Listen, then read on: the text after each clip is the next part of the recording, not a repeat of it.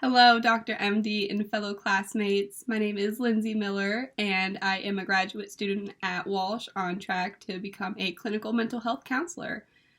For my ethical analysis for the case study 1 that we were provided, I believe that the prominent ethical issues in the example would be that both Alex and Maria were made uncomfortable by Jordan sharing his personal story. Alex felt overwhelmed and Maria felt easy after he shared his traumatic past experience. Because of the content of what Jordan shared within the group, Alex began to feel that he wasn't a right fit in our group counseling session, and perhaps that group counseling with this group of individuals wasn't a right fit for him. Maria, however, appreciates the group atmosphere but believes that Jordan was perhaps beginning to dominate the group with his frequent advice giving. Maria feels that Jordan's advice can sometimes come off as intrusive or judgmental. I believe that an ethical standard from the 2014 American Counseling Association or the ACA Code of Ethics that is applicable in this situation would be that of beneficence. According to the Code of Ethics, beneficence is defined as working for the good of the individual and society by promoting mental health and well-being. I want to ensure that as the counselor and facilitator of the group session that I am maintaining what is best for all of the clients in the session. I want to promote an atmosphere of unity and confidentiality and make sure that the well-being of each client remains a priority and that every individual client feels safe within the group counseling atmosphere.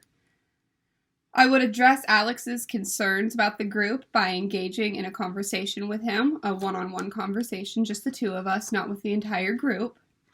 I would like to know more about why he believes that this particular group isn't correct fit for him. Just from the short synopsis of the case study that I was provided, I believe that there would be more reasoning behind his apprehensiveness than just Jordan sharing his personal stories.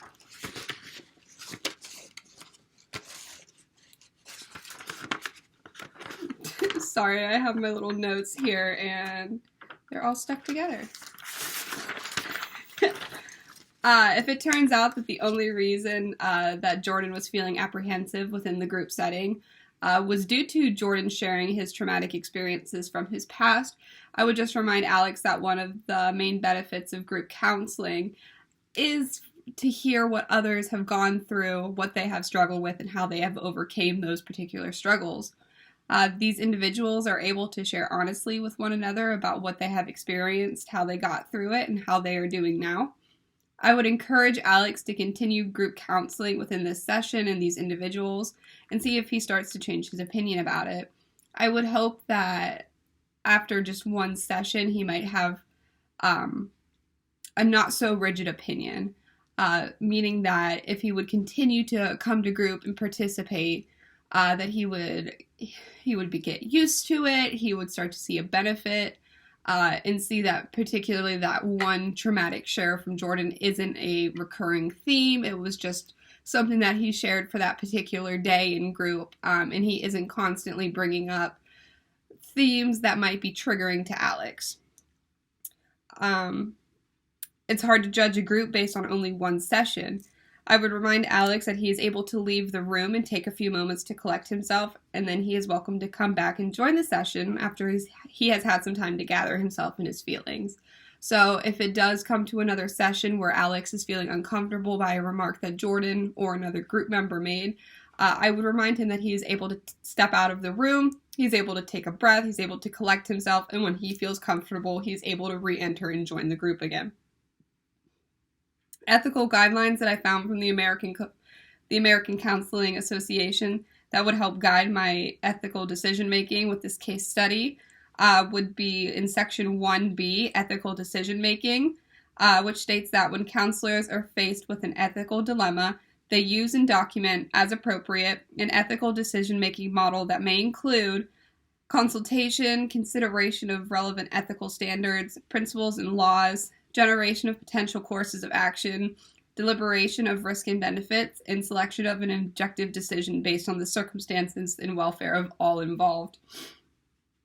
For this group particular in this case study, I would probably create a decision-making model that reflects the ACA standards. I would want to create and examine all of the potential courses of action that I could take as a counselor in this scenario and be able to weigh the pros and cons of each course of action that I could take. Another ethical guideline would be A4B, personal values. Counselors are aware of and avoid imposing their own values, beliefs, attitudes, and behaviors. I would have to be aware of my own personal attitudes and beliefs about the situation taking place in this case study with Alex wanting to leave. Personally, I would want to convince both Alex and Maria to continue with group counseling session, but ultimately the decision to continue would be up to them, not to me. Personally, I have been involved in group counseling myself, and I find it very therapeutic and helpful. It can be intimidating at first, so I would just have to be very careful how I would go about this situation, because I would want to encourage both of them to stay and to see all the benefits and to see if they start to enjoy it. But the fact of the matter is if they aren't enjoying it and they don't believe that it's right for them, I cannot make them stay. As a professional counselor in this situation, I have to keep the safety and well-being of my clients as my top priority. If after discussing Alex's concerns in more depth, he is still feeling overwhelmed, I would have to make the best and most appropriate decision to ensure his emotional and psychological well-being. As for Maria, I would have to agree that what is best for her is ultimately the best decision. If Maria continues to feel that Jordan is dominating the group, perhaps she could find another group to be involved in that better suits her needs. Even if I disagree, I cannot put her emotional or psychological well-being at risk. I appreciated the opportunity to be able to analyze and review the case study this week. It reminded me that not all groups are going to mesh well with one another. I was reminded, too, that within a group, it is made up of individuals who are all going to have their own opinion, and more often than not, these personal opinions of clients are going to conflict with one another.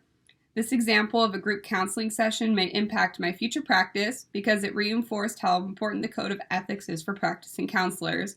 The code of ethics can help to develop and direct my course as a counselor when I may be unsure of what next step to take with my clients. It may further impact my actions because I will have to consider the needs of all of my clients individually and for the group as a whole. All right, well, thank you for watching my video discussion. I look forward to hearing from you guys. Have a great week.